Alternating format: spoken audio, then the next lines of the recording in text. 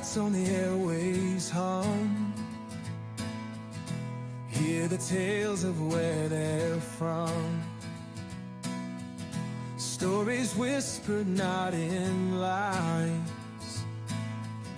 Jobs they held through changing times. Hi, everyone, and welcome back to Amplify Your Signal, where we elevate stories, amplify voices, and support one another one episode at a time. I'm your host, Nicole Roberts, and today I'm joined by someone whose work lives at the intersection of storytelling and strategy and impact. Jeff, welcome to Amplify Your Signal. Please tell us a little bit about yourself. Thanks for having me on the show. As you mentioned, my name's Jeff Kraus. I have 6 years of digital marketing experience across multiple industries. That includes the construction, tools and fasteners industry, as well as working in broadcast media. One of my previous roles was working at an NBC affiliate up in the Youngstown area. I was their promotions manager there for 3 years. And also I have some of that digital experience in payroll technology. And that was in my previous role at Payroll Partners. On top of my digital marketing experience, I have over a decade's worth, about 11 years of experience in multimedia creation as well as video production. And a lot of that focuses not only on creating videos, but also doing a lot of storytelling. You know, the storytelling aspect, that's why we watch videos, because we want a story to be told to us. So that was a big chunk of my career that I kind of blended into my experience with digital marketing, because with marketing, it's not always just getting conversions, but it's also understanding that customer journey and building a story around that company's message and brand goals. So what would you say drew you to storytelling, whether behind a camera or in a campaign? Excellent question. I've always been drawn to storytelling ever since I was a kid. I grew up watching Star Wars, and I always enjoyed those movies, the originals, episodes 4, 5, and 6. And I've always been drawn to storytelling. And it wasn't always just with movies, but also with writing, which kind of leads me into my experience as a published author. I've written 2 books. Both of them are self-help books, but they're geared towards young people on the autistic spectrum. The first book I published back in 2010 was called the Aspie Teens Survival Guide. It focused on helping young people on the autistic spectrum with that transition from, say, kindergarten to grade school to junior high and all the way up to college. And that was the first book I wrote. And I based that off of personal experience and just kind of my story involved in that. So a lot of that kind of originated in that experience. Long story short, when I wrote that first book, I had an awesome teacher in high school. His name was Dave Cummings. And he said, Jeff, I'll give you an A in my creative writing class if you finish this book. I love that. Mm-hmm. And I said, you're on. And I ended up writing it. That was back in 2007, 2008. And then after that, I ended up getting it out there to different publishers, had rejection after rejection after rejection. And then I got lucky by connecting with 2 people. The first one was Jerry Newport, who is a published author who was diagnosed with high-functioning autism in his adulthood. And the other was a gentleman by the name of Sean Barron. And I was able to get in contact with a publisher down in Texas called Future Horizons.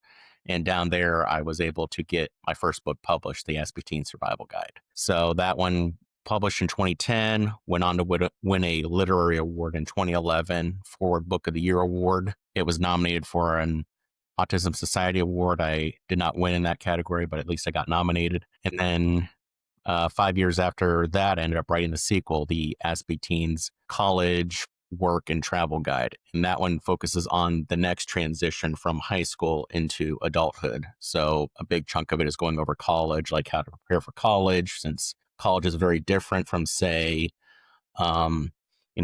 grade school and high school. I mean, it's just a completely different environment. Right. And then also getting into the workforce and also traveling abroad. Nice.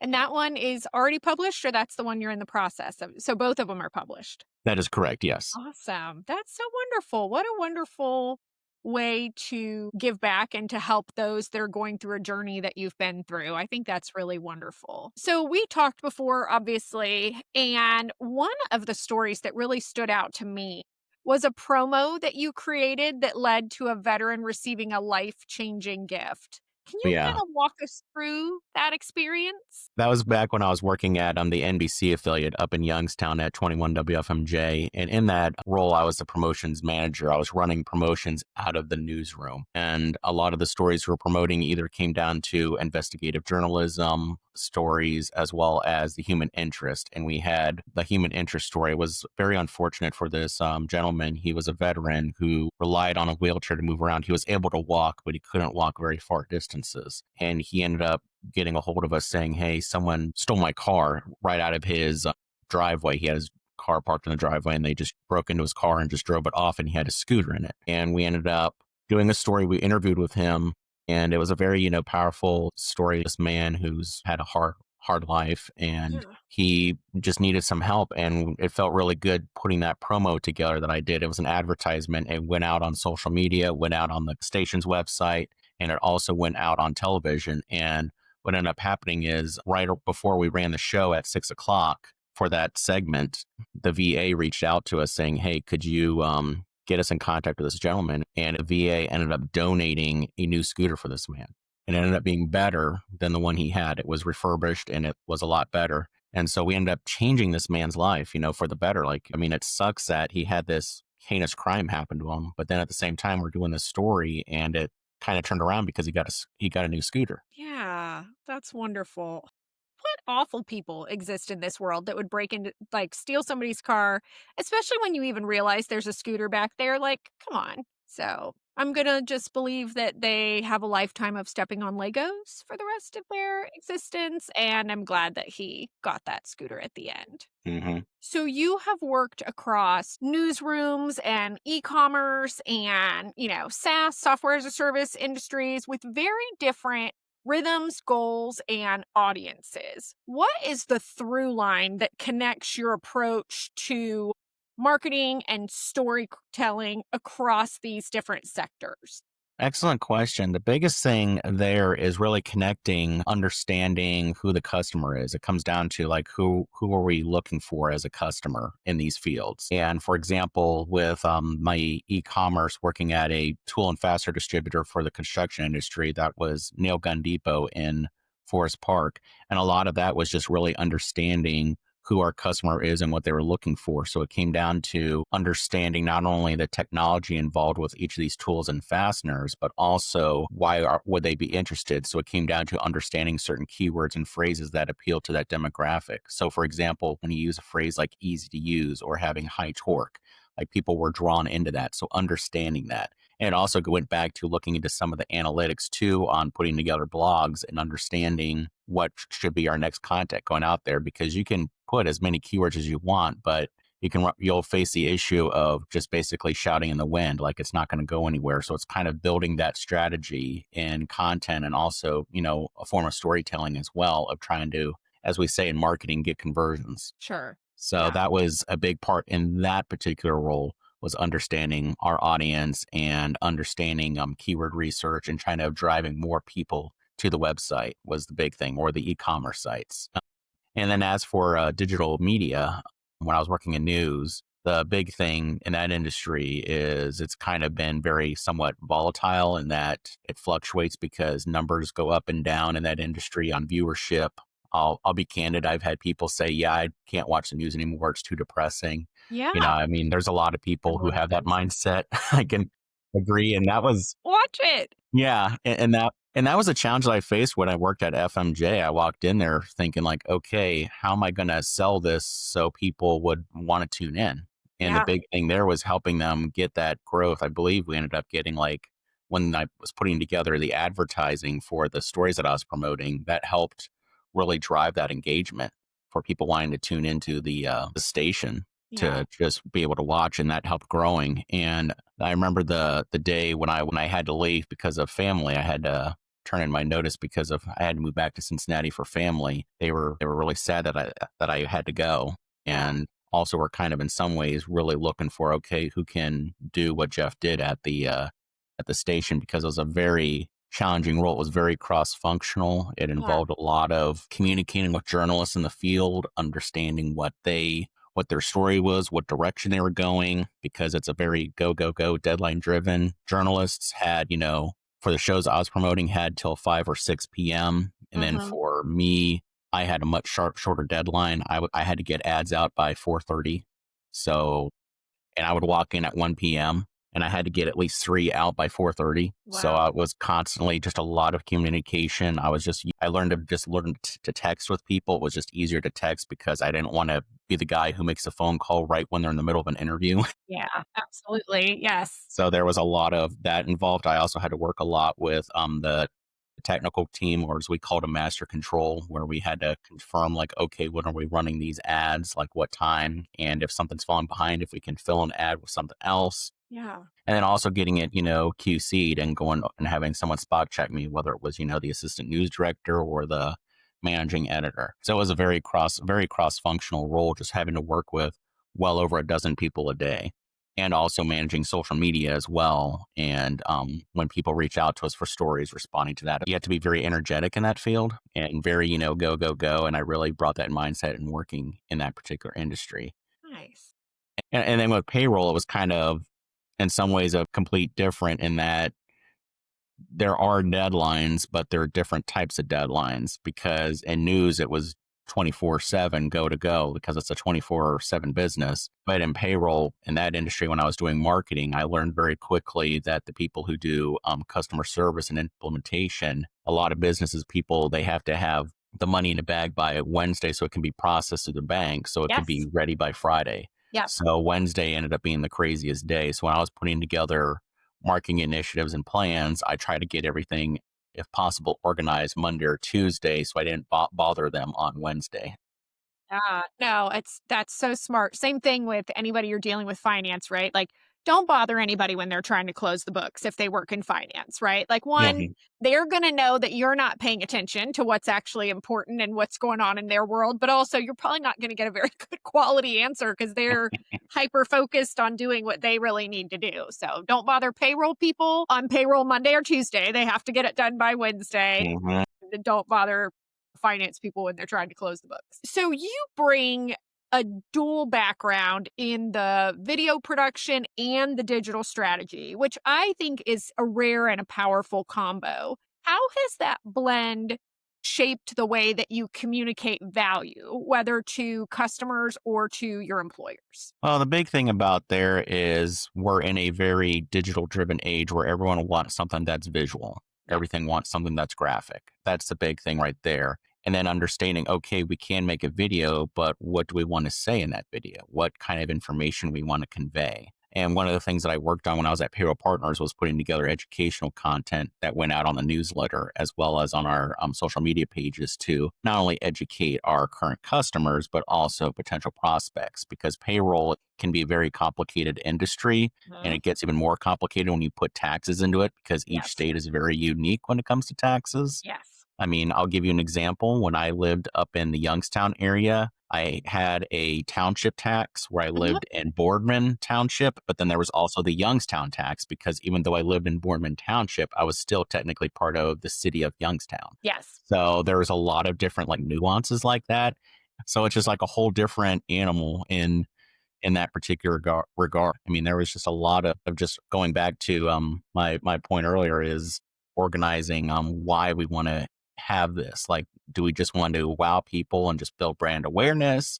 Do we want to get people to convert? Do we want to build that loyalty? It really comes down to what the message and objective is. So that's the big thing in my experience, is being able to kind of combine those two and say, okay, here's a good reason why we should use this technique to, as they say, build up the marketing funnel. Yeah. And so now looking at the present, obviously you're in a job search, right? What's been most surprising about your current job search landscape from your perspective? Is there anything that you've had to reframe or unlearn? That's a great question. The big thing that I've been running into is to reflect a little back. When I moved back to the Cincinnati area a little over a year ago, I was only job searching for about 3 or 4 months when I came back, and I ended up getting 1, 2, 3, 4 different offers in that time period. Yeah. And I was able to land relatively quickly. Now, 6 months, it's completely changed. And the thing that I'm noticing a lot of is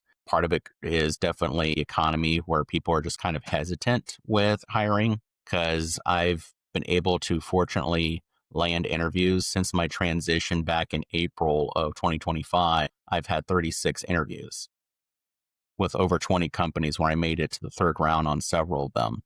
And the thing that I've been facing a lot of is people have been going for internal candidates or they're just Mhm. pausing the role entirely. I had 2 jobs back to back last month that came back to me says, we really like your qualifications, but right now we're just pausing this role. So that's happened a lot. I'm so And the sorry. thing that's, yeah, for lack of a better word, it sucks. Yeah, well, yeah, it does. It does. But on the flip side, what has helped me at least get through this transition is really going back to building that network with people. Mhm. So I will say the greater Cincinnati area, especially when you get down to Northern Kentucky, has a lot of resources available for people like me. So Mhm. I've been fortunate enough to join the Northern Kentucky Accountability Group, Mhm. which meets once a week down in Erlanger at the library there and be able to network with fellow job seekers as well as sit in on some of their events that they hold. I've also taken pretty much every single class that they've had there, ranging from how to use the applicant tracking system, understanding keywords, as well as tailoring a resume to a job. You just don't send like a regular boilerplate resume Yeah.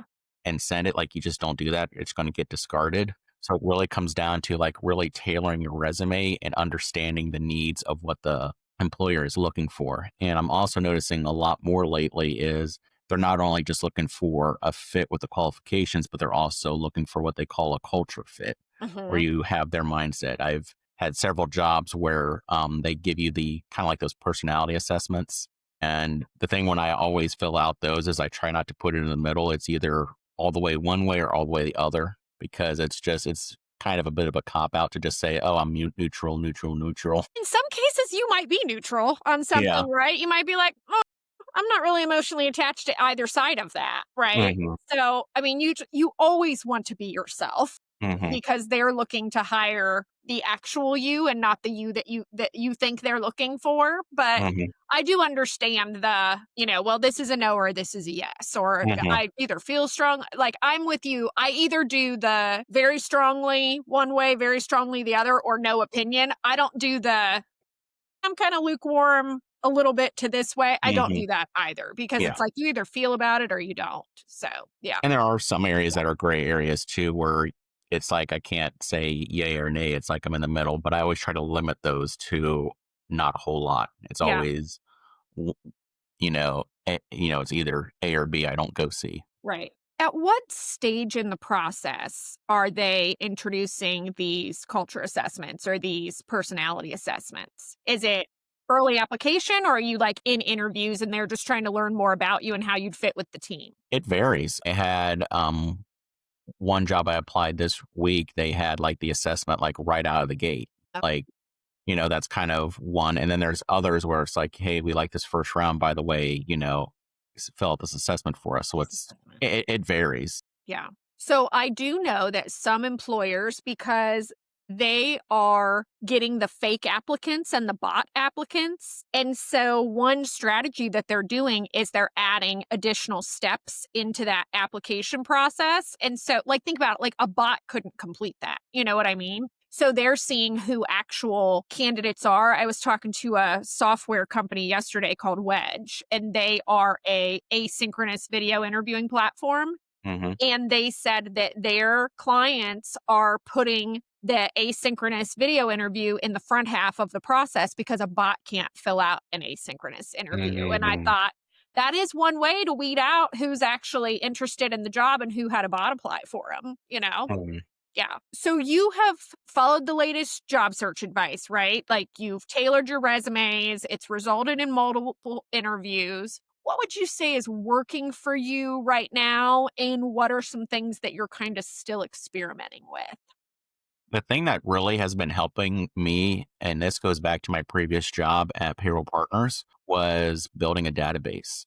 And for me, it's building a database of people to connect with. Like, Yes. that's why I enjoy going to multiple events each week because you just never know who you're going to meet. Yesterday, I went to a job fair and I connected with 5 different recruiters. I love that. Like, I mean, even if they don't have an opening that you're looking for, at least connect with them because you never know down the road. They might have a posting like tomorrow that Right. is right up your alley.